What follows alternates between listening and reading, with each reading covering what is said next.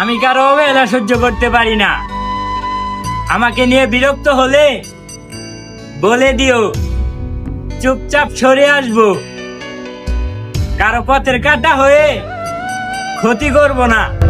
তুই যদি চিনতি আমায় পরাণের পাখি, তোর লিখে দিতাম আমারে।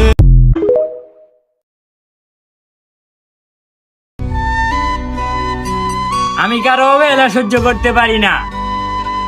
আমাকে নিয়ে বিরক্ত হলে বলে দিও, চুপচাপ সরে আসবো। কারো পথের কাঁটা হয়ে ক্ষতি করব না।